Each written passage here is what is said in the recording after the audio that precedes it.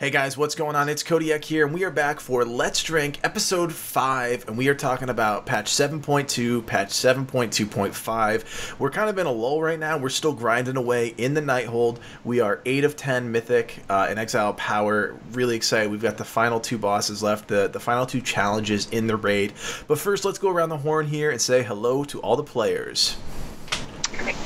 Hi, my name is Daenall. I am the Resto Druid for Exiled Power. And do you want me to go ahead and say what I'm drinking tonight, too? Absolutely. Yeah, so I am drinking nice Blue Moon Belgian White, so yeah. Nice. My name's Marty, and I am the rogue, one of the 2 rogues for Exiled Power, currently playing Assassination. Tonight, I am sided by my trusty Strongbow, and if I run out of that, I'm going to start smashing this pre-mixed margarita jug. So, you know how I like to do. God. Oh, God. Very good. Hi, I'm Challcon. I am the Gladiator Warrior of Exiled Power. And I'm drinking Yingling, which I have a lot of, so I don't have to have any backup. Since Cody took so long, I am through quite a few already. I am Kelso, formerly known as the Enhancement Shaman of Exiled Power, soon to be the Fury Warrior of Exiled Power, but Cody doesn't know that yet. I'm drinking Trappist Rope for 10, just because it's smooth and delicious. Oh no! Oh my god. Ruined it. Oh my. Smooth He's as new. a motherfucker. He's new, everybody. He's new. My battery was dying. I'm plugging it in. All right. Why don't you introduce Everything yourself? is good, That's what she said? I don't know. but Sounded like a good... Maxweii or Maxwell of Exiled Power, I play Unholy Death Knight, and I click. Oh. Throw it out right away. Right at the start. Honesty. Oh my. And we're done. Wow. Bye-bye. That's the end of the video. And that's all, Let's folks. Drink 5. So, It's one like and it's Malo. yeah. We're not going to talk about that one. We could go into some rants about clicking, but we're not going to do it. So there's a lot of stuff that's been happening since we last talked. One of the big things was kind of the return to the Broken Shore, the setup to Tomb of Sargeras. And now that that patch is out and we've done it, let's just start at kind of the beginning. Let's stay away from the raids. Let's talk about some of the basic things that came out in 7.2, starting with the class challenges. I don't know why I'm jonesing to talk about this, because I thought it was one of the coolest things that they put in the game. It was something that was genuinely challenging to a lot of players. I was on the easier end of things with the Beast Mastery Hunter, but I know a lot of you guys were on the harder end of things. I know the tank ones were nearly impossible. I actually don't know between the 6 of us here who's done theirs, who struggled with theirs. We didn't really talk about it. So yeah, let's start there. Let's start there. Who wants to start? Pretty quickly, I attempted it. It was all magic damage. I'm a Prot warrior, so I gave up pretty quickly. Yeah, but they just nerfed it like for the 18th time. So now is your time. I'm getting close to trying it again, so next time it's up, I'll probably give it a try. I like the flail to the appearance, but I really don't like the shield that comes with it. So Wait, so walk us through what is your Prot Warrior one? what is it? Oh my gosh, I haven't even made it to the second phase. I tried it so few times. The first phase, you open up to, I don't know what kind of enemy's called, one of the Inquisitors, and he's got this like area around him that if you stand in it, your max health gets reduced. So my Prot Warrior health pool, which is already by far the smallest of the tanks, gets further reduced because Blizzard hates me. And then on top of that, he just like nukes you with magic damage, which Prot Warriors are also so good at blocking. A bunch of ads spawn, they do more damage. Who do you share that one with, the Prot Warriors? Every tank. I think all the tanks are the same one. So Fade has completed that one.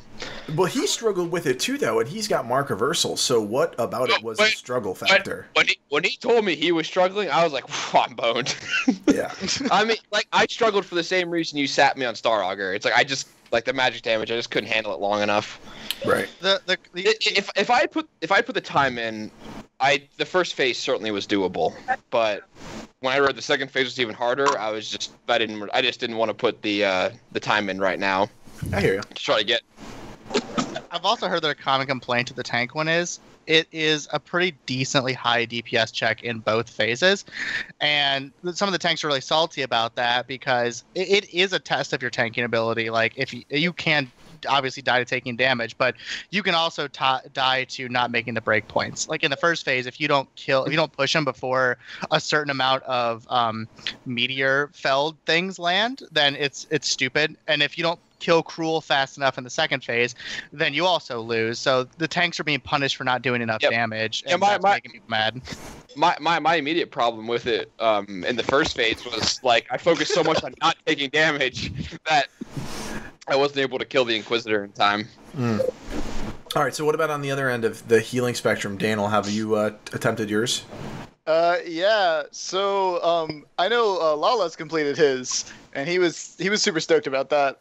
I've only given it, I think, probably like 10 to 15 shots, and I've only gotten to phase 3 once. So I know for Resto Druid, it's a lot of just keeping everyone constantly hotted, and then like trying to watch when people get sniped or shot. I know the Archer in ours. Basically what happens is we get these waves of enemies that come at us, and one of them is an archer, and she can occasionally crit and cause one of the people in your party to go from 50 to 0.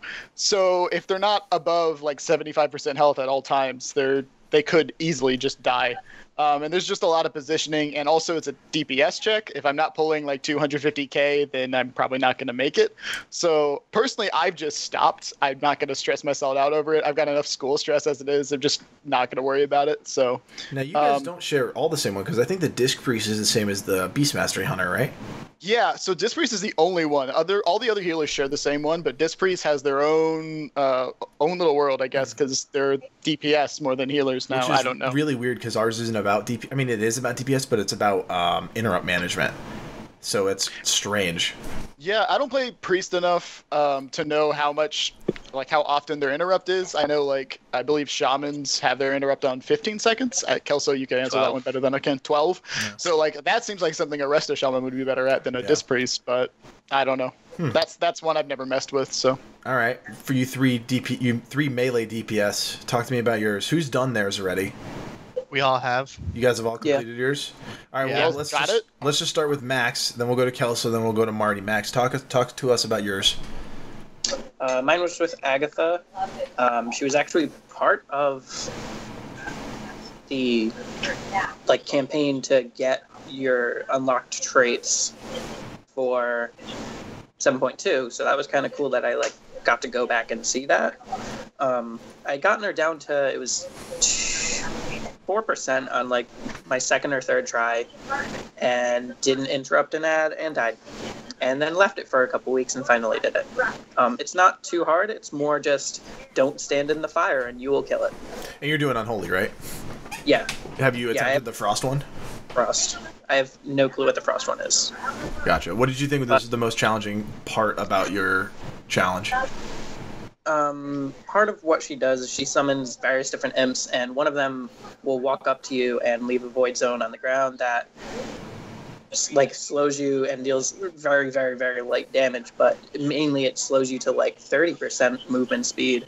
And there's meteors constantly rolling down 3 lanes of the road or area that you're in.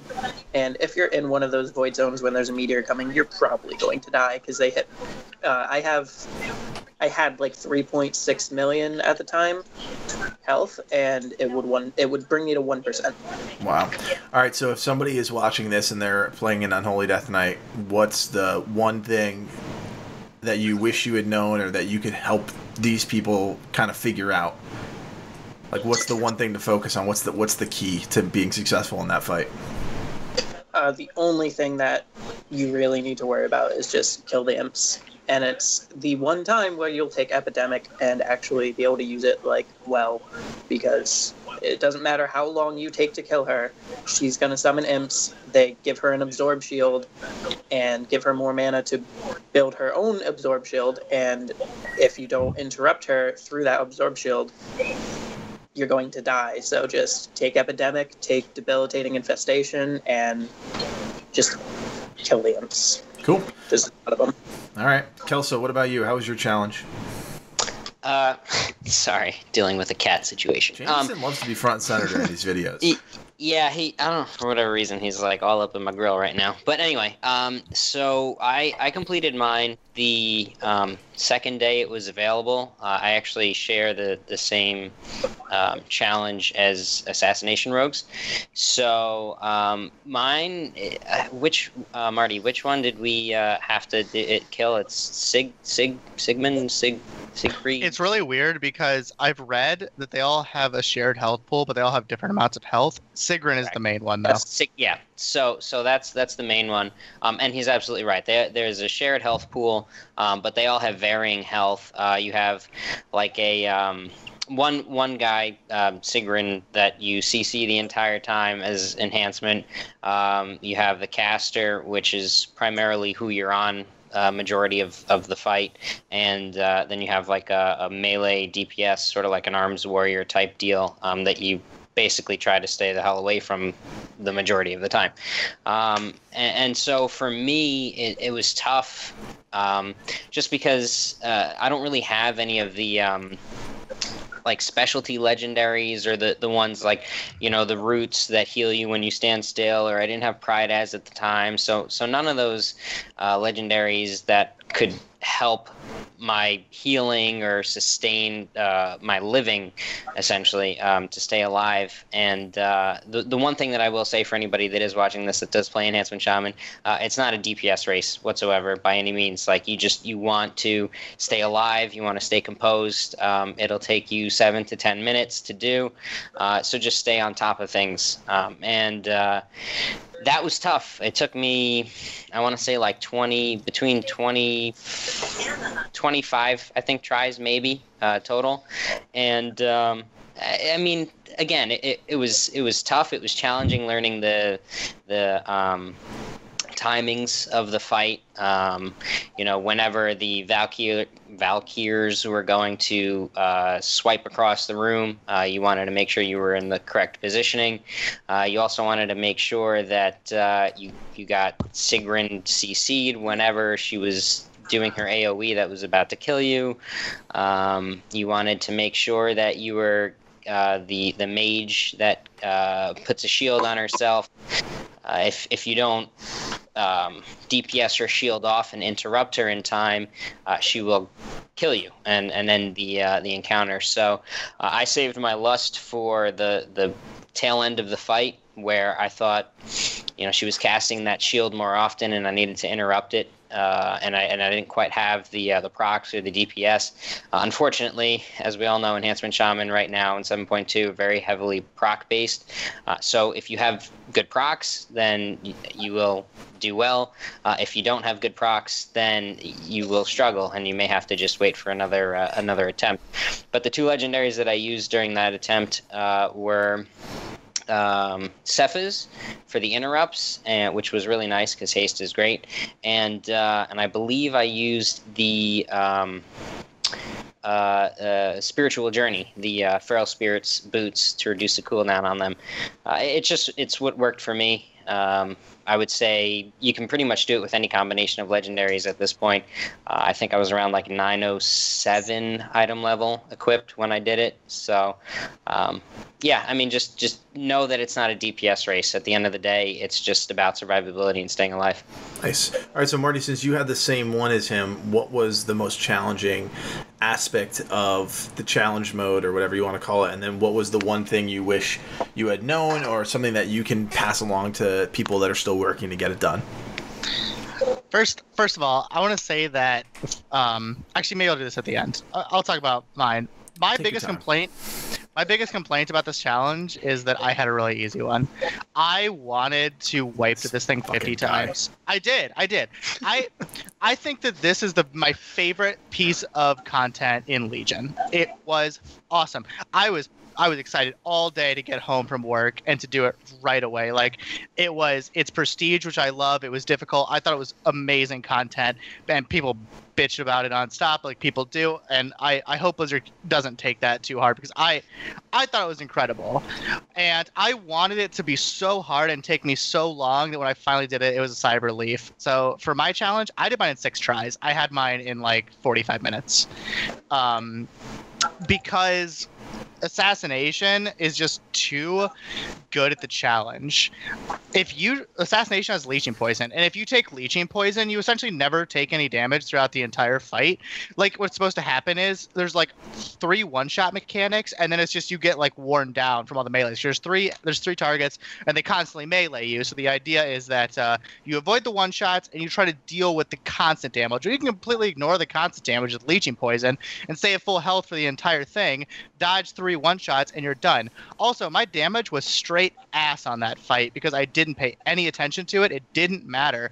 My kill time was like 10 minutes, and I did like 500k, and I can do like 800, 900k single target in raid. I did like 500k damage on 3 targets. It was terrible, but it didn't matter because there's no, like, they don't enrage, and as long as you just never die, you'll eventually win.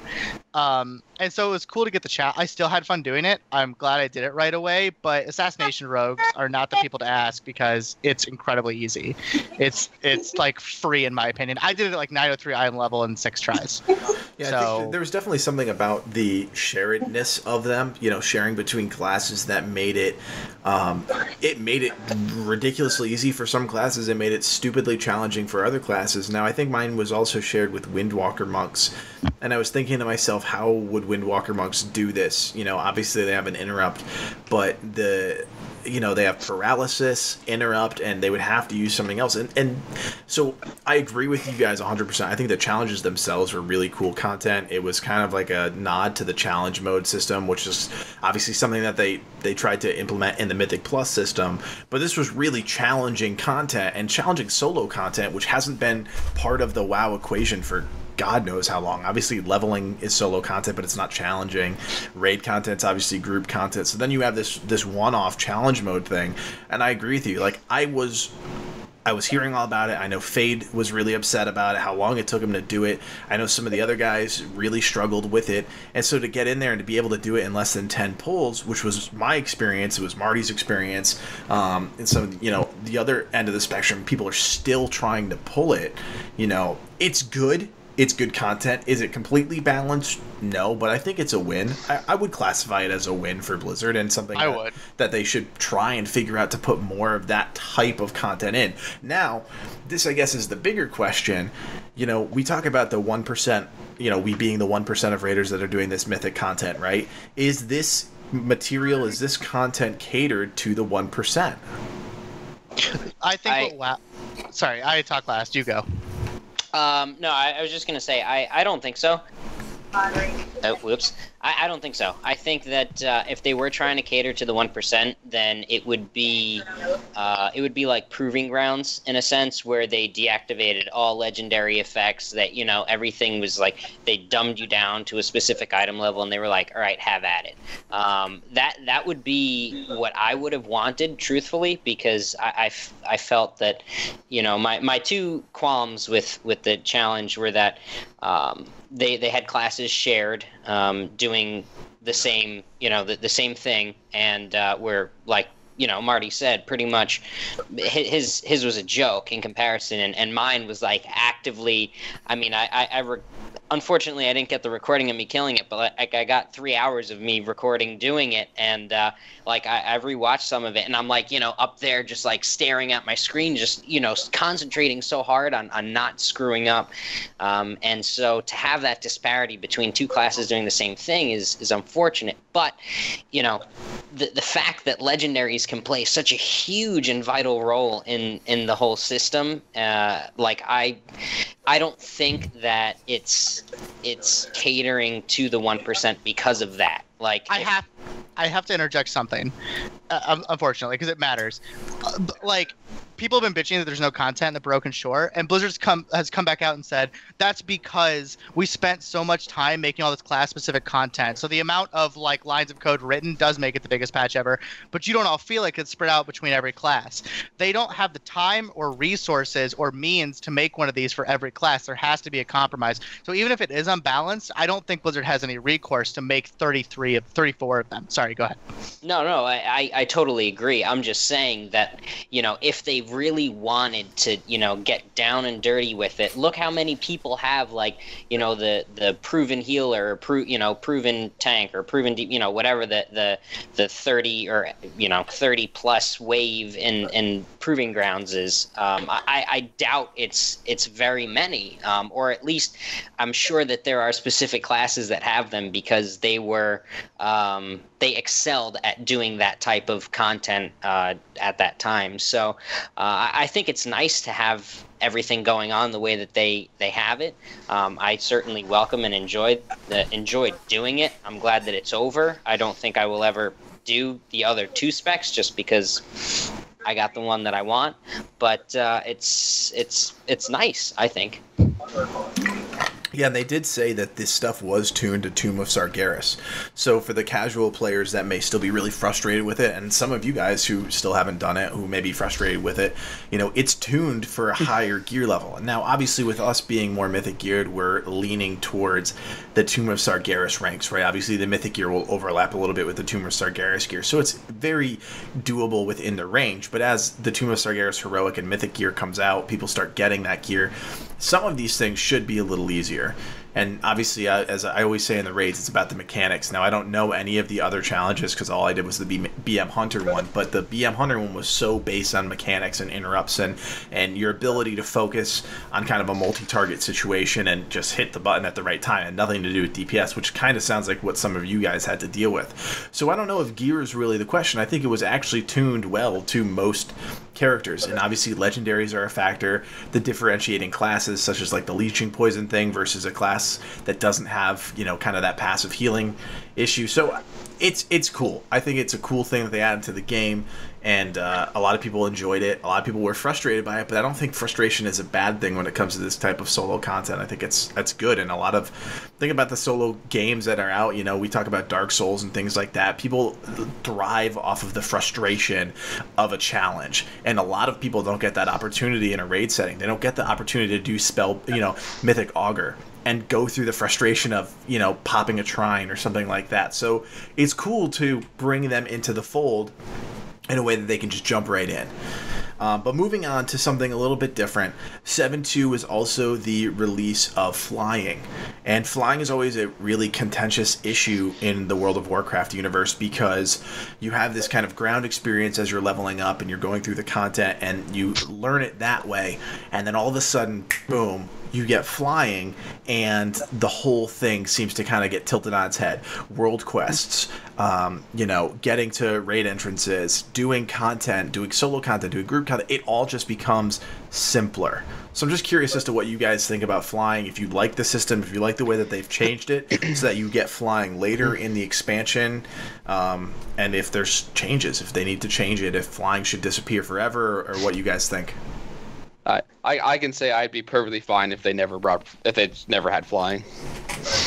Oh, I couldn't do that. I legitimately like having to walk around and like explore it that way. I feel like I see so much more.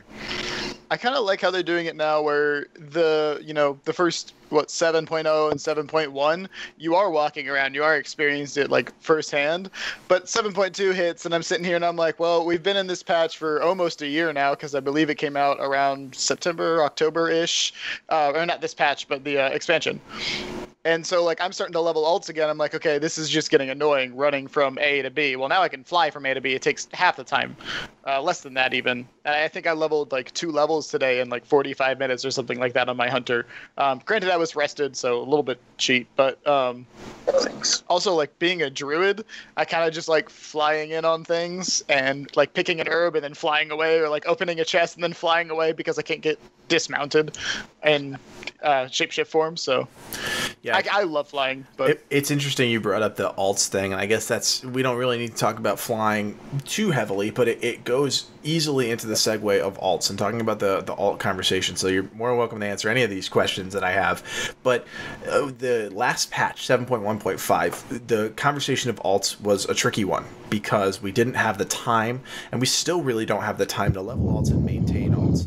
Now, they've added, obviously, the AK catch-up systems and things like that that'll allow you to level alts. But now flying is in the equation, and I agree with you, Daenall. I was on my DK, and I don't have that much time to level an alt. Obviously, I want to try and get all my guys to 110, but I'm not going to invest the time to do all the artifact quests, the world quests, things like that. So as flying in that regard seems to bridge a gap in the leveling your alts thing, giving you more content to do. So I don't know. I think it's good in that regard, but I think it really diminishes the world quests and things like that. But at the same time, those also seem to be having reduced value because at this point we're just doing them for legendaries, right? There's no other reason we do world quests except for legendary chances, the emissaries. Like, it's not like we're doing them for gold, we're not doing them for reputation. So I need those order hall resources. Yeah, I'm always running low. I actually think this is a nice segue into something, which is the idea of alts. So I've been wanting to play an alt because they're fun and you want to do a different play style. Lately, I've been wanting to play my Demon Hunter, which is 110. But I feel really weird about devoting any time at all to an alt when I could take that same time to get AP on my rogue. And it's a weird situation where it's like I feel like if I play an alt, I am actively taking away from my main. I don't have an unlimited amount of time to play. I have a finite amount of time to play, and I can devote that to making my main more powerful through AP or playing an alt, which might bring me some like fleeting enjoyment. So, this rotation's new and neat, but I get way more enjoyment out of raiding. And if I can do that to a better extent, I feel like I'm cheating myself, which then will segue into a whole thing, which is it worth it to even grind AP right now? A statistic I heard. But that's the thing. Like, there's a law of diminishing returns where we're at a certain artifact knowledge, and it's like, okay, if you have 40 traits at artifact knowledge 32, like let's say my warrior does right now, it makes a lot of sense to go do the whole Mythic +0 world tour and get 30 million artifact power. I get like almost 2 traits from that. Right? But does it make a lot of sense to spend 2.5-3 hours doing it on my shaman at the same artifact knowledge with 46 or 47 traits? And I would argue maybe not. Like, maybe I could take those 2.5 hours and enjoy it more on an alt than spend it getting 20 million artifact power when I need 150 million artifact power on my shaman. Be that as it may, it's still an incremental increase. And if I can get 20 million AP a day from world quests and I don't do them, then I'm going to fall behind. I want to throw this statistic out before you go, Daenall. So the way the AP exists right now is to get Concordance 1, it's 2.2 billion AP required. The week that Tomb comes out, the projected week, June 13th, will be on Artifact Knowledge around 40. On Artifact Knowledge 40, if you do 1 Mythic +10 cash and 1 Heroic Night hold clear, it will give you 700 million AP. So the week that Tomb comes out, you can get 1/3 of the way from 0 to Concordance 1 in 1 raid and 1 chest.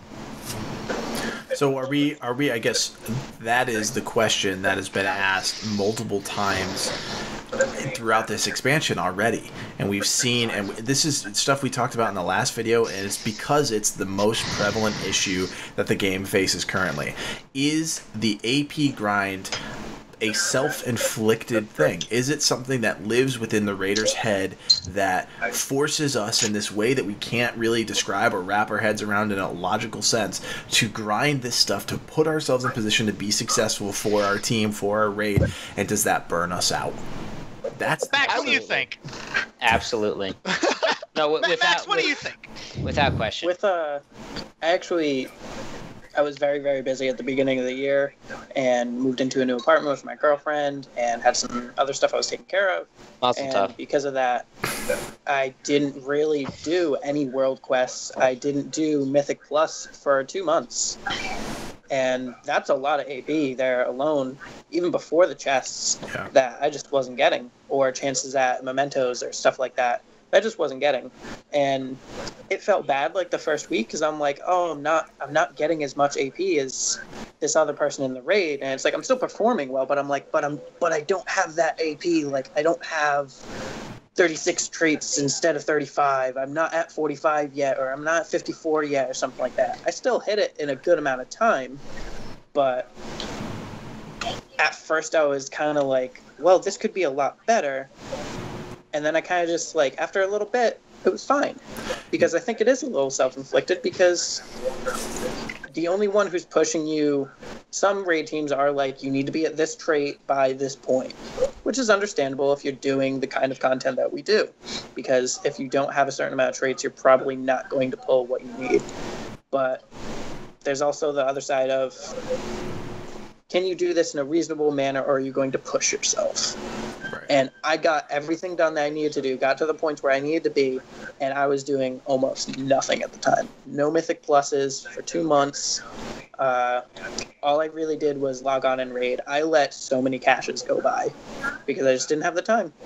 Yeah, and it was definitely worse at the beginning of the expansion. Now, if you think about just kind of what EP went through, I mean, I can't speak for other guilds or things like that, but EP lost a sizable chunk of more of our casual Mythic Raiders. Now, I say casual, they were obviously not casual players, but they were casual Mythic Raiders in the sense that they didn't appreciate the grind, they didn't put in that time, because most of them didn't have the time. You know, we lost our GM, we lost Mud, we lost Malo, we lost a bunch of players to this self-infliction, and we never, I don't think we ever said as leaders, you know, oh, you have to be at this AP. It was just kind of the pressure from each other to stay up. And you saw, you know, Challcon was running Mythic Pluses with Pub and So and whatever, or Kelso was doing it. You know, obviously Marty and Max weren't around at that point, but they were running this content constantly, and you saw that, and there was this pressure on you to be like. But and when you got in raids, it was noticeable that like there was about 10 of us running a hell of a lot of Mythic Pluses, and it was really noticeable that we had, you know, that many more traits. Especially with like Moonkin and like the first like 3 or 4 of us that got to like the 55 traits. It was really noticeable that like we had that like substantial increase in power. Yeah. And I disagree. Like with I mean, maybe it's because I'm a healer, so like our numbers depend on whether or not you stand and shit.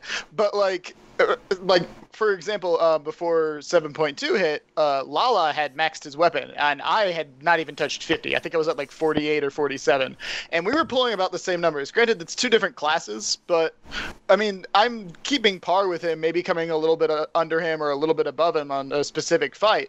And so like I never felt like the need to really grind out that extra 2-3% healing. So like for me personally, like I saw that and I was like, well, I'll log in every so often and try to get these emissary caches done, or I'll, you know, do my Mythic Plus to get the cache at the beginning of the week.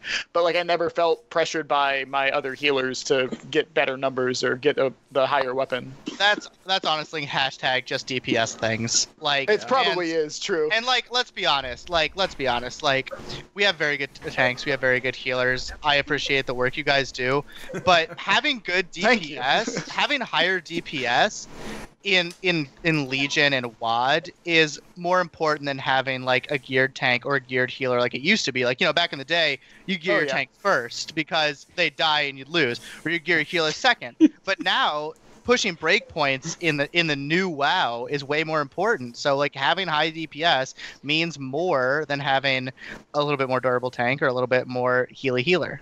Yeah. No, I agree. Yeah, I mean, it's interesting because, you know, we try and combat these questions. We kind of try and think about these questions before we're faced with them. And the beginning of the expansion, the problems, the issues were magnified times 10.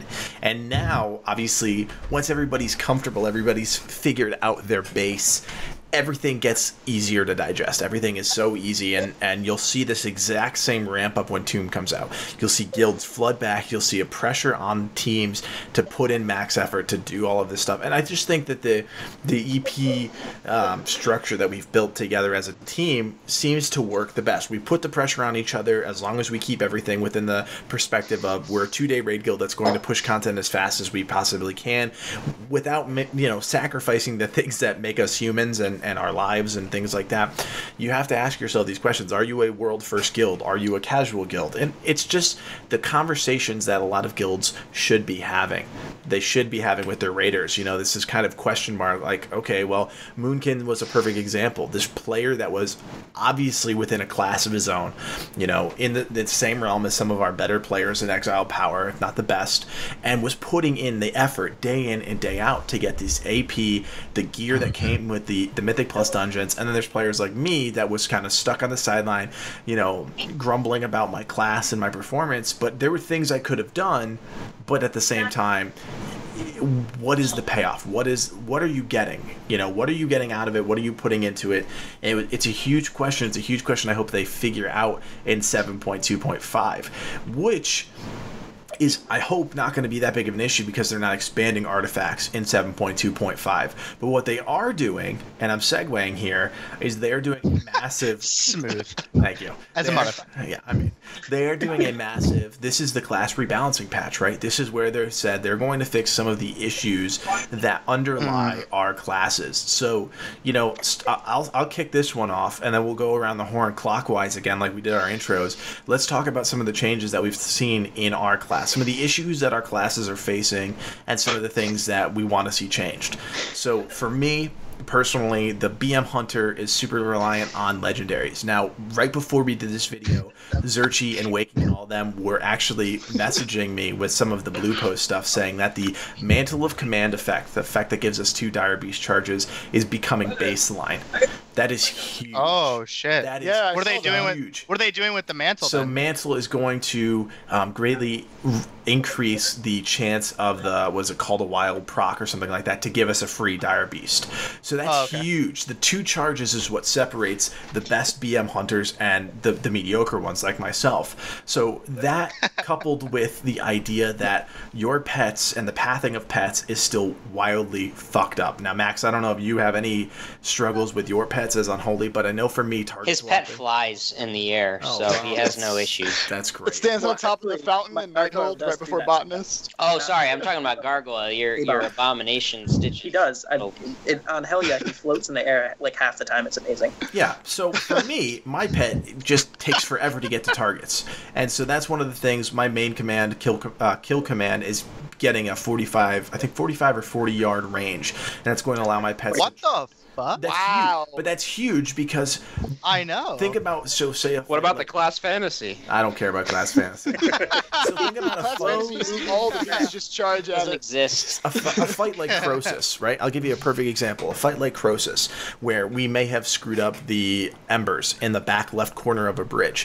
For me to send my pet there takes a full 5 seconds. And so I have to weigh in my head if sending my pet to those embers is really going to cause any positive effects, or if it's just going to be a complete waste of my time. So now with the changes... We all know you're turreting Croesus the entire time. I mean... Don't even lie. Don't even lie. You are not switching. Excuses. I mean, I'm going to tell you to switch. I'm going to yell at you because I don't see anybody switching, but I'm going to stay on Croesus the entire time. So those 2 changes alone are going to be huge in 7.2.5 for the Beast Mastery Hunter, but I'm done talking about that. Daenall, what about you? What's going on in Restoland? All right, you ready to get it? You ready to hear it? You ready to hear it? Cultivation is getting nerfed by 16%, and I'm done. Woo, we're done. Woo, yeah, what's, no, that's what's it. cultivation? That's, Help me out. It is a level 75 talent.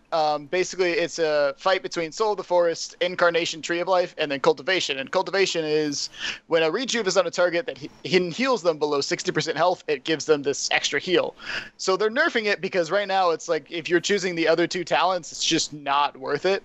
But personally, I think that with the introduction of the new T20 system, which is like T22 pieces, when you swift in someone, the lower their health is, the more like cooldown you get back from it. Taking that with the talent that gives you 2 Swiftmans is going to make Soul of the Forest, I think, way better than they expect. So I probably will swap to that as soon as I get 2-piece and not even worry about Cultivation, especially now that it's getting nerfed. Do you think one of the reasons why there's really not that many sweeping changes to healers, and this has been floated around for the entire expansion so far, is that healers have been in a relatively great place in comparison to, say, where the DPS are? Obviously, Shadow Priests were broken for a long time. Now you see Fury Warriors, and I think Affliction Locks were at the top for a while. You know, obviously DPS is a lot harder to tune, but yeah, healers themselves seem seem to be in a good place. So we see not that many sweeping changes across the healers?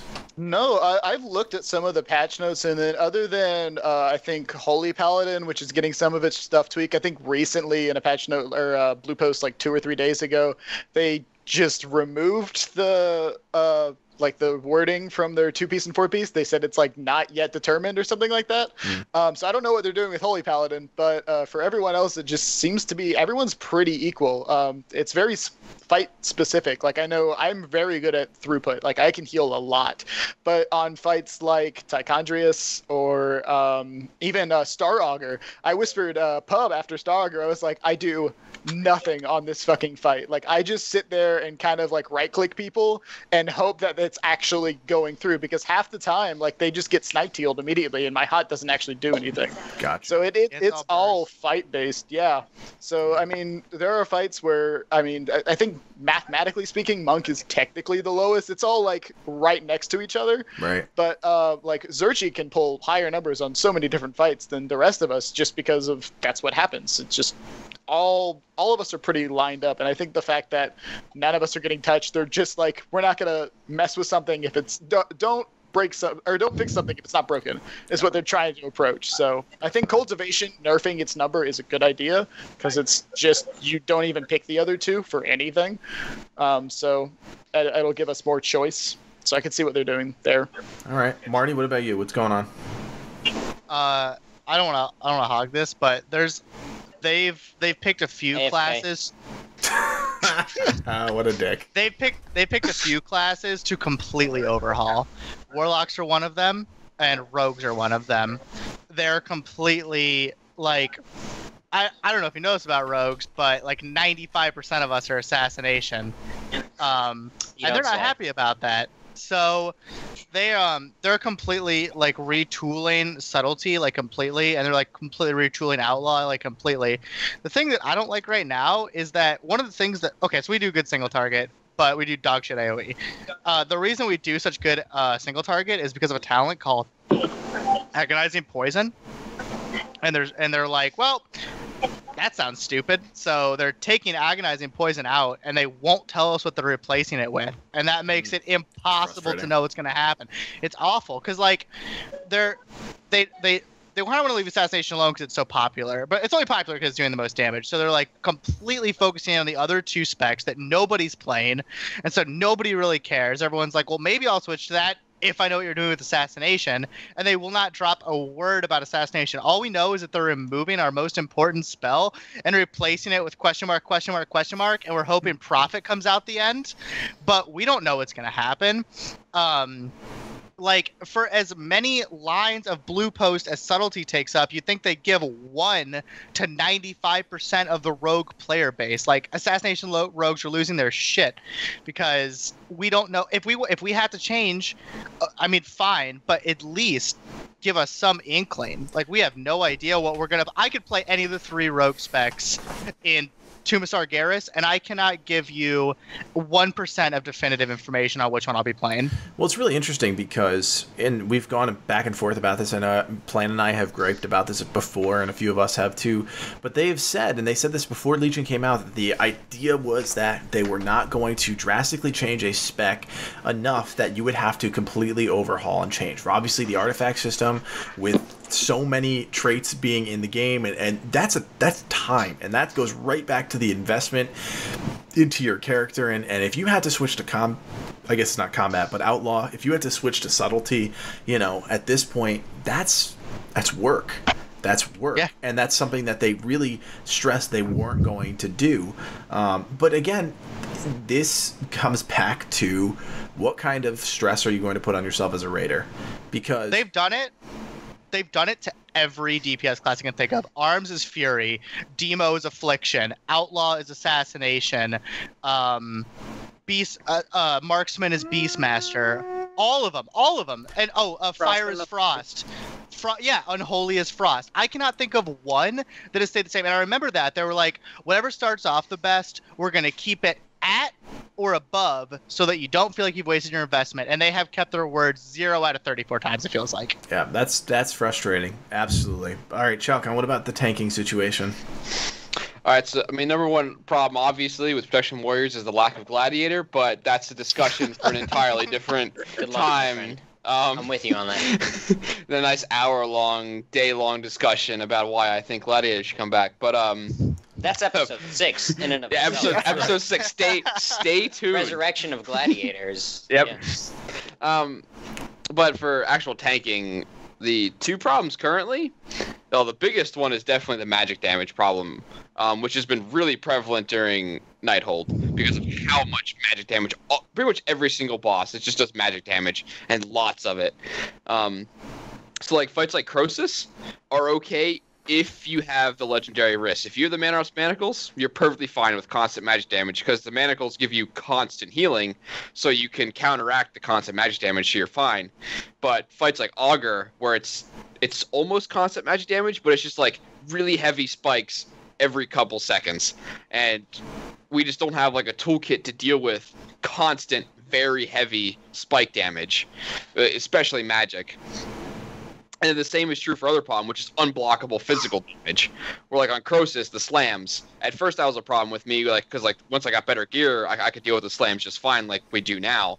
But at the beginning, because I can't block it, like I have to use a cooldown on it, and I'm already wasting all of my cooldowns just to try to deal with the heavy magic damage, which is my other problem. Now, I mean, obviously we just had a huge soak order rotation because, like, I have no way of dealing with this massive spike damage because I can't block it, and then the magic damage, I just don't have any way to deal with it. Period.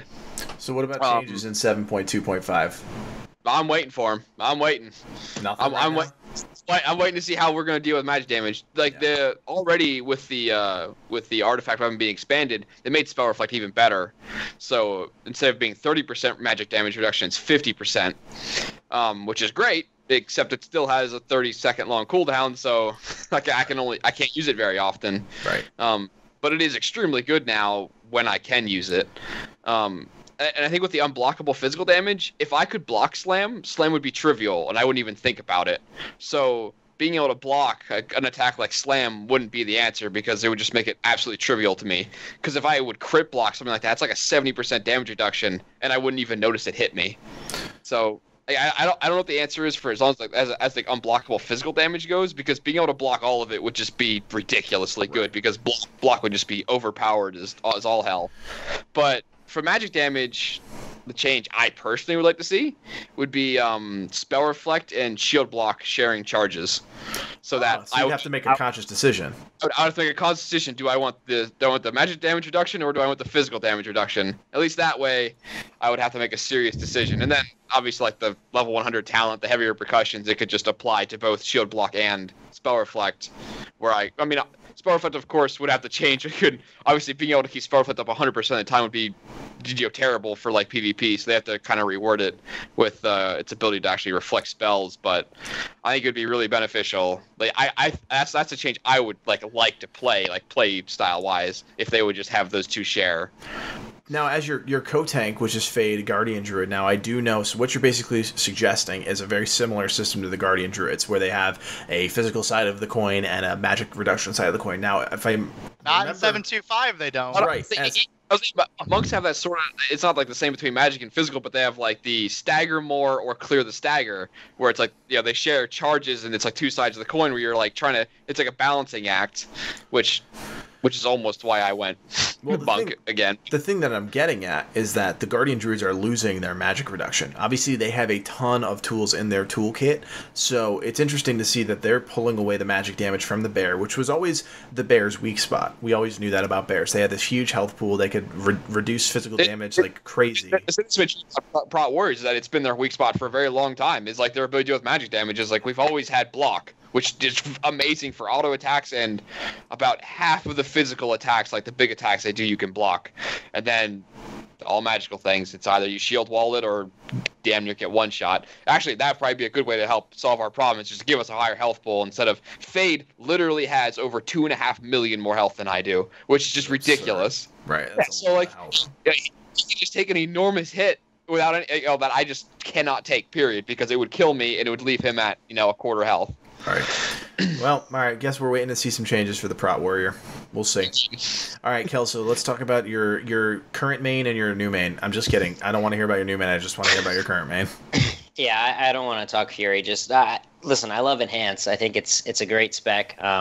It feels really, really great when everything's going well, and it also, on the flip side, feels really shitty when like you're just sitting on your hands waiting for either procs to happen or waiting for Maelstrom or something. And I mean, as of right now, they're Word Up and Rusa and a handful of other mods over in the Earth Shrine have really done their part in compiling a list of issues that are wrong with the spec, how it feels, the interaction with our fourth, gold trait and everything, and how it devalues the usage of something like Feral Spirits, or at least the new traits, not necessarily the fourth gold trait, but the new traits, increasing our Maelstrom generation, devalues the usage of Feral Spirits, because, Feral Spirits is a great cooldown in AoE situations, but in single target, like its main benefit is just to generate a shit ton of Maelstrom. So by them increasing our Maelstrom generation in other passive ways, it devalues the usage of that cooldown. So it becomes like, oh, well, it's just kind of like another button to press, right? So they've compiled the list of like all these issues. They've thrown it on the forums. We got a blue post back saying, yeah, we acknowledge that there are some issues with the spec. We're looking into them, and as of right now, Boulder Fist, the talent that we're taking, is becoming baseline into Rockbiter, so we do get some of that. Landslide, I believe, is becoming a talent on the tree kind of deal. So maybe not. I can't remember. That could be a talent as it is right now, but I've been drinking a little bit, and it's late, so who knows? I just kind of do what I do what's pinned in the Discord. So I read the pins. Yeah. No, but seriously, there are changes being made, and unfortunately, I think the issues lie within being too heavily RNG based. Like they're removing the second charge of Tempest. So Tempest is an ability, or is a talent that we take. I forget which tier, but you look at it, it's there. And so basically what happens when Stormbringer procs, you get 2 Stormstrike procs versus just like 1 when Stormbringer procs. And so that really increases the amount of RNG to the spec, because you really want Stormbringer to proc, because not only when Stormbringer procs you get more Storm Strikes, but when Stormbringer procs, your haste increases by X amount depending on how many talents you have in the artifact tree versus how many of the Windstrike relics you have stacked. So as of right now, it could go up to 70% for a couple seconds that your haste increases every time Stormbringer procs. So naturally, if you go through a string of Stormbringer procs, your haste is at 70% increased, and that's when like shit gets crazy, and you're beating frost mages, which is like unreal, right? Your Shadow Priest just in the dust, right? But that never happens because Stormbringer never procs when you want it to. So they're really trying to reduce the amount of RNG within the spec, and I think that's a great place to start. It's definite. I think it definitely needs an overhaul, along with most other theory crafters in the Earth Shrine. They think the spec really needs something to look at, because a lot of it is based on inherent abilities. You look at our breakdown of damage in Warcraft logs after a fight, right? You can have 2 identical pulls with the same amount of procs, right?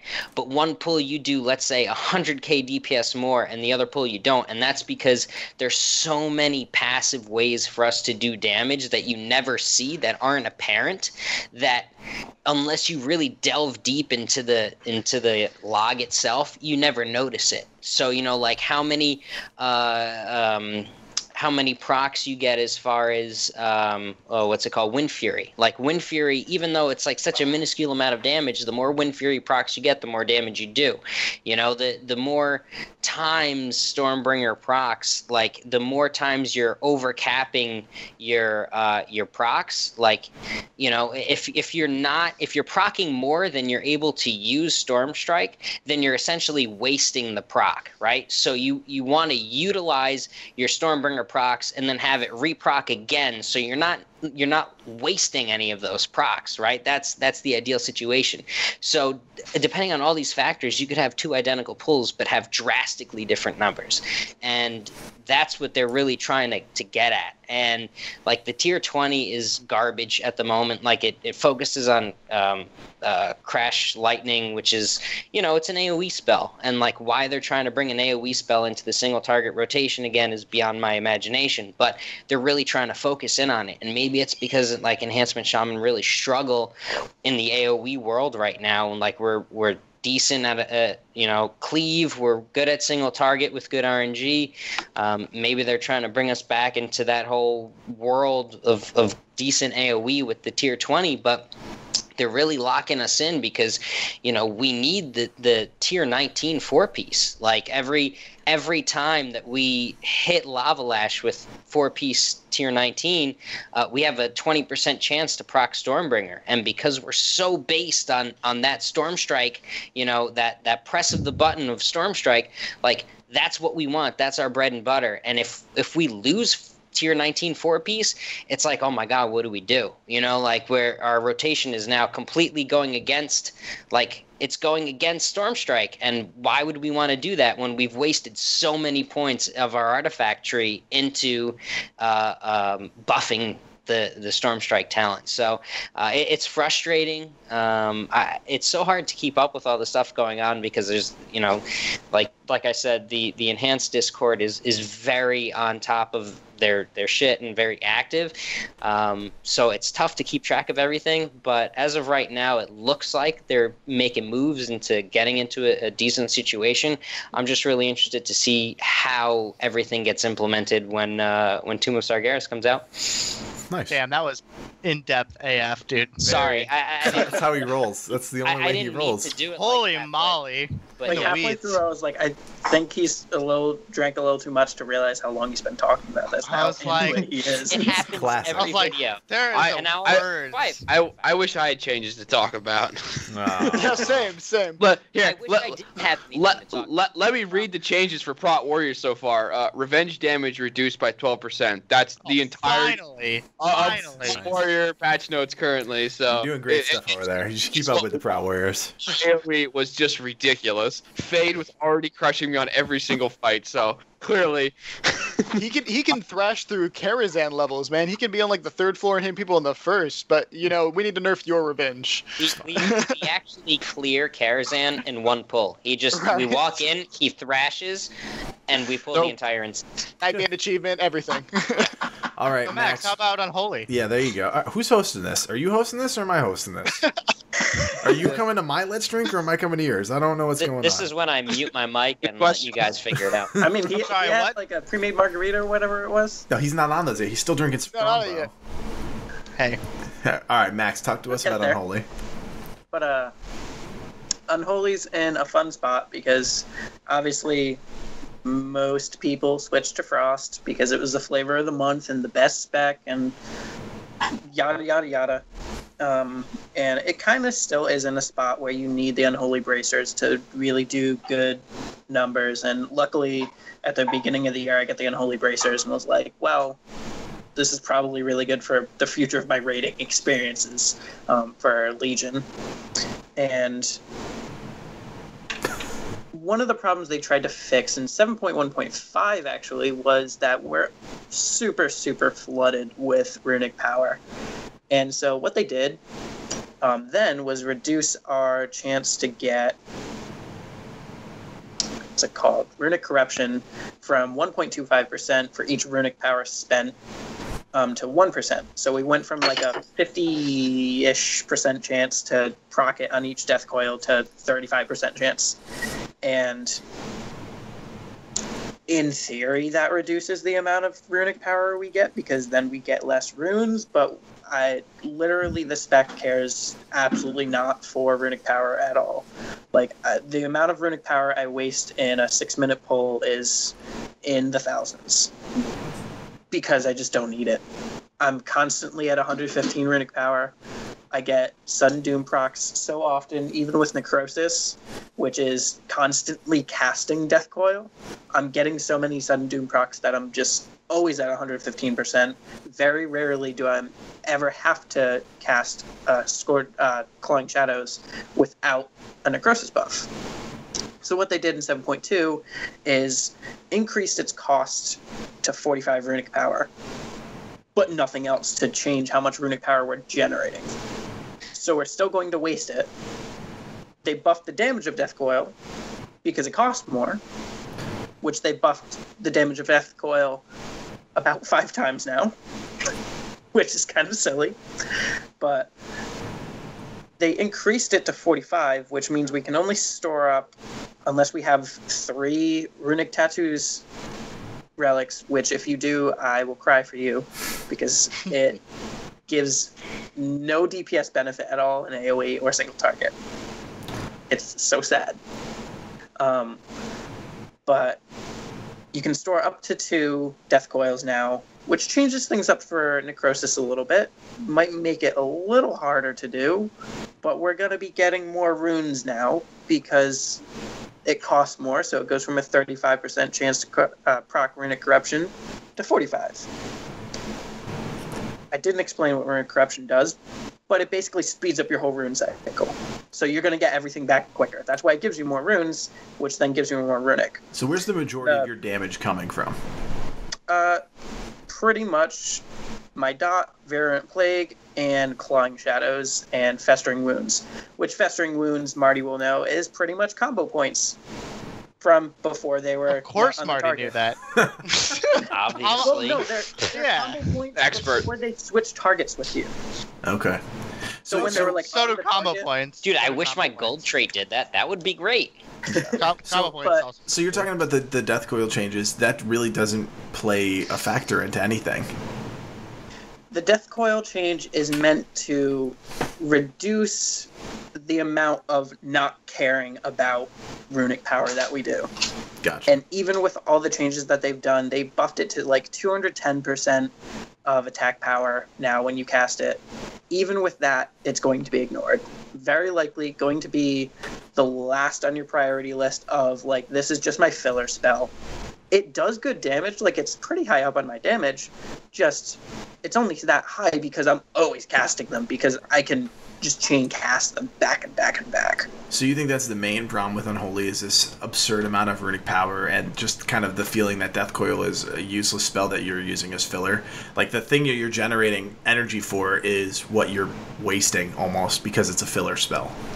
Yeah, because, I mean, I really like Unholy, and part of why I still play it, because it's kind of masochistic to play it right now, but it's just, all you care about is getting your wounds on the target, popping the wounds, and that is it. Like, you never cast Clawing Shadows without wounds on the target. The only time you'll use Festering Strike is if you have no wounds on the target, and Death Coil is just like, oh, I can toss it right now, because I don't have any runes somehow. But you have 115 runic power and 2 sudden doom charges, which is 2 free Death Coils. So you actually have, it's like 175 runic power at that point. It's ridiculous. So will you just sit on it at some points because you're doing other things? On the runic power? So yeah, so like, as I know nothing about Death Knights, I'm leveling up my Death Knight. I know nothing about anything other than Frost, where I kind of know the basics. So for an Unholy Death Knight, if you are worried about your wounds, your festering wounds, things like that, and you have your Death Coils that you can cast, are you sitting on them because you're building up stacks of festering wounds or something like that? Is it a wasted? Are you wasting it that way? For right now, our 4 set lets us have, it's a 50% chance on a Death Coil cast to apply 1 wound to the target. So there So is that's benefit. Okay to toss a little extra, but if I had, say, Festering Strike costs 2 runes, if I had 1 rune and no wounds on the target, I would wait for my runes to regen to cast Festering Strike. And I would cast Death Coil only as a, like, well, I have nothing else to do because my dot doesn't need to be extended and nothing else is happening. All right, so what needs to change in 7.2.5? What's changing and what needs to change? He's got to play Frost. Oh.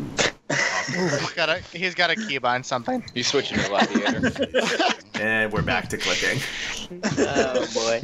But I think one of the places we get runic power from, you know a little bit of this of, every rune you spend gives you 10 runic power. Well, also, whenever you pop a wound, you get 3 runic power. If you're popping, I have the Bracers, which pops 1 to 3 extra wounds. Black Claws, our new golden trait, can have our Ghoul, while transformed, pop a wound.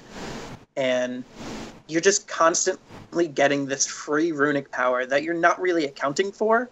So it's like you're hitting Clawing Shadows knowing, okay, I'm going to get 10 runic power from this. And then I can get from 13 to, if my Ghoul pops one as well as me, I can get up to like 21, 24 runic power from one rune. Right, so things could vastly speed up. You could all of a sudden have a full runic power bar just because of the way that your talents and your traits all interact. When Dark Arbiter was a thing, the thing with her is you cast her and then you cast Death Coil as fast as possible. And it was always a toss-up between, do I cast a lot of Festering Strikes to get that guaranteed 22 runic power, or do I cast Clawing Shadows and hope for a Bracer's proc and maybe get more than 22? So it's like, where is the even point? So something they could do to reduce that is just knock it down from 3 runic power gain on a wound to 2, or maybe even 1. We don't need it on it at all anyway. If we took it away, it would probably feel a little weird since we're so used to it now. But if they reduced it to even 2, that's a 33% nerf to it, and that's 33% less runic power we're getting from the wounds. But the thing, okay, so I just want to, if they did that, right, like, you would clearly feel the effect of it. And if they gave you nothing in return, you'd feel like, oh my god, like our spec just got gutted. We had all this extra, even though to you it was like extra and never really meant anything.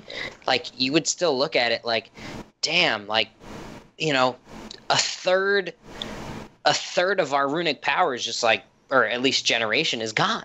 Like they gave us nothing to compensate for that. Would you be okay with that? I'd be okay with it just because they've been trying to fix this issue since 7.0, and they've skirted around the issue and not addressed it. And the real problem is we have this extra source of runic power beyond our runes that's giving it, no matter what you do, you're going to get this extra runic power. For every 10 wounds I go through, it's 30 extra runic power. Or actually, no, it'd be 33 because I have 10% increased generation of runic power. So 33 extra runic power constantly coming in for every 10 runes I go through. And that's just so much. I guess if to make it feel like I wasn't taken away from something and like not given anything in return, they could buff wound damage a little bit, because it kind of does need to be buffed just a slight bit so that we don't go into a woundless cycle where we just cast Clawing Shadows or Scourge Strike. But I see what you mean. Like, it would kind of suck to just like suddenly this is gone and you have nothing for it. But and do you think that, like, you're in the position of somebody without the bracers, right, that wanted to play the spec, right, that was adamant about not playing Frost because you were saying before, like, okay, well, you have the bracers, so you might as well play Unholy because it is that beneficial to play.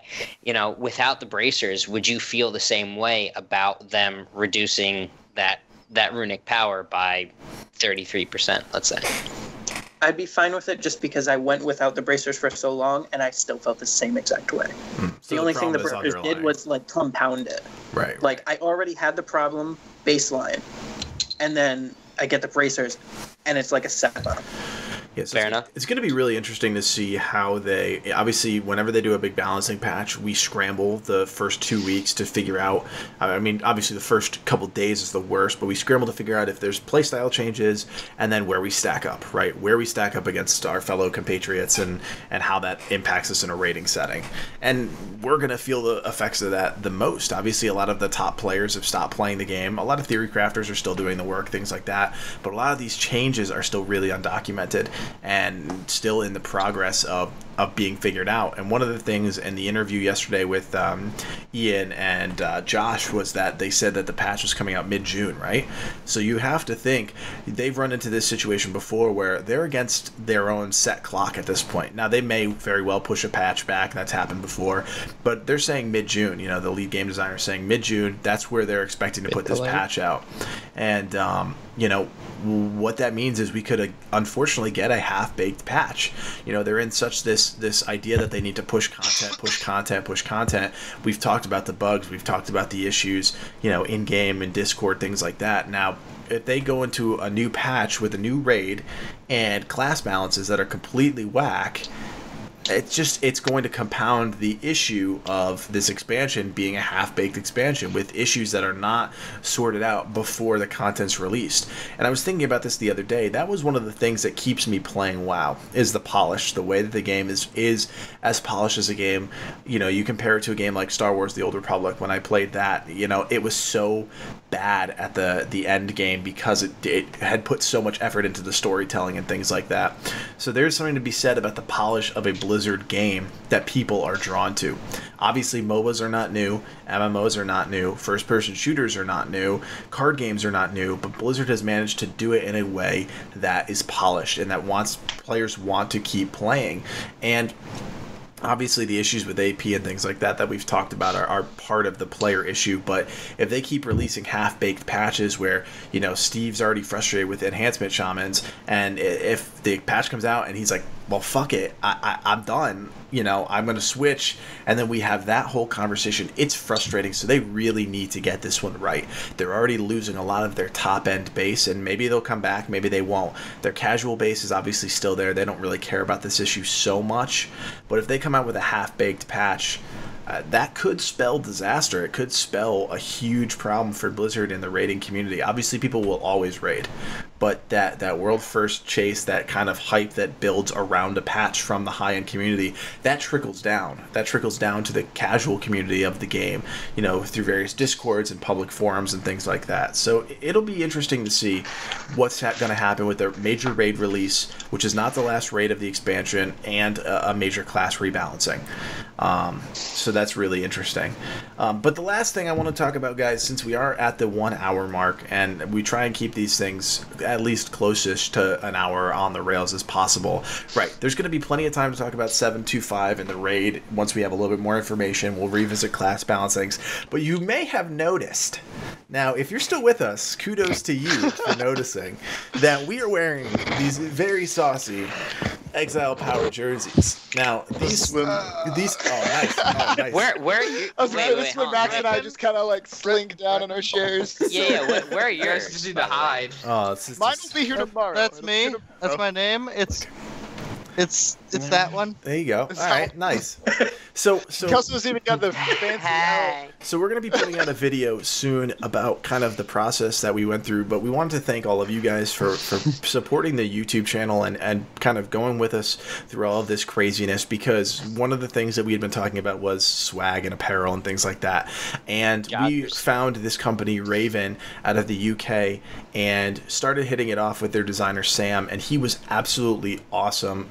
He took our concept, our basic chevron logo, and kind of the white and red and gray theme that we had going on. He really did a great job, you know, with the designs. You know, he's got the Exile Power on the arm, which is really cool. The major chevron, which is obviously our big logo, and then on the back of all of our jerseys. This guy right here is really important. That's right. That's their logo. And, you know, our name's on the back, and they did a really great job. They worked with us through that. So I actually did an interview with Sam that you guys can check out a little bit bit later. We're still waiting for them to get back from one of their conventions. But if you guys do want to support us, at some point these jerseys will be available on Raven's site. And once those are there, I'll put a link in the description below where you guys can check them out. They are super awesome. They are kind of that jersey knit material. It's a brand new fabric. It's actually, the colors are baked into the fabric. It's not press on or anything like that. They fit like a glove. They're super, super comfortable. They're super breathable. Just want to thank Sam and thank all of you guys for supporting the channel. We could not have done this without you guys. And yeah, we're going to be sporting these in all of our videos coming up. And then when everybody comes to my wedding, they're all going to be wearing these instead of suits, because that's the rule. So yeah, thank you guys so much. And thank you to you five for joining us on another Let's Drink. We actually kept this one on the rails tonight. I'm proud of us. We didn't lose. We didn't. Kelso stayed. Well, who isn't here? Who else stayed? I stayed. No one left. Well, honest to God, I never got a chance to chime in about the whole flying and Legion thing. So I think That's that's because you talked about enhancement shamans for 45 minutes. right. or So something. I'm going to touch on flying and Legion right Please. now. And so what I want to say about flying and Legion is that I appreciate it because we went 7.5 months without it, and like Luke, Challcon, I like the whole ground mount thing and learning the landscape and everything. I feel like once we're able to get to the point of flying, like, okay, we've earned it, we've deserved it. My issue with it is, like, I wish there were a variety of different ways in order to be able to earn or to get flying, because right now there's only, there's that flying, that Pathfinder achievement that you have to get, which qualifies, well, you need to get certain qualifications in order to earn it, right? But if they did, like, oh, for the people that like to PvP, like, you can do these things, or for the people like that like to do campaigning, and like to do the whole story questing thing, like, you do these things, or the people that like to raid, you do these things, or a combination of the, like, that to me would have been a bit more welcoming to the whole community as a whole. They can't make an infinite amount of just not a rep grind. amount of content. Well, no, I They can't. think I agree with that, though, because there are so many different pockets of the game. If they had found a way to make it a little bit more intricate than, oh, you need to be exalted or whatever, and you need to do this quest line, like, they could have played to the strengths of the game and the niches in the game. And I think that's kind of, they did it with the artifact appearances. How you had to, if you were a PvEer, you had access to kind of this set because that's the content you were doing. If you're a PvPer, Right. you had access to this set. And that's a way that they really should focus on, in my opinion, and it sounds like in Kelso's opinion in the future, is if they can really tie in those, tune Every into those. facet of the game. Yeah. Basically, In that you just sense. want pet battles. Yes. To be Yes. Yes. Yes. If Give we're me a doing- carrot on a stick for a pet battle any day. Yep. if we're doing closing bits, I give 2 fucks about flying. But what I will say is this: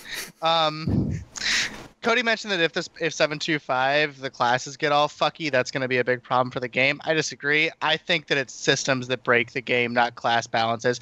Classes have been changed dozens of times. Classes get changed 40 times in expansion. Your spells they do different. It's all over the place. That's not what drives people away from a game. 725 at its core is a balancing patch. People won't give a shit about that. What will make or break WoW is the systems they put in place. It's the 7.2 artifact system or rep system that drives players away. It's not whether or not Rejuve does 10% more damage or whether or not they call it dot heal. Like, it doesn't matter. Like, people will figure out how to play it and play it. So I think 7.25 won't matter one way or another. 7.3 though will. That's a good point. That's because we're going to Argus. It's because we're going to Argus. Yeah. Going to Argus. We're going to Argus. And with that, my friends, let's end it here because, there's no better time than the current time to say goodnight and move on to the next great adventure. So, That was really bad. The present? all right, Was that the Max, phrase you were looking There we go. can we relax? Max, can we just calm down? I know you're new here, I but will just mail you there's a like hierarchy. 14 individual items. There's a hierarchy. You're right here. I'm here. So I mean, Wow. Dunk 'em. technically, where am I, Cody? Where am I? Where am I, Cody? Come on. You're right. Wait, next are to we me, are we baby. talking about the hierarchy within the guild or on the damage meters? Because Oh. those are Cody is way down here. those are Right, yeah. right where I am. I As don't the know, tank. let's do Spellblade again. Look, Ooh. Really good. All right, Max, you're good at one fight. We get it. we get it. You're good. We get it. All right. Anyways, from everybody here at Exiled Power, Daenall, Marty, Challcon, Kelso, Max, thank you guys for joining me. Thank you guys for watching. If you're still here, God bless you, because I wouldn't be at this point. So from all of us here in Exiled Power, my name is Codiak, raid leader for the team, and we will see you next time.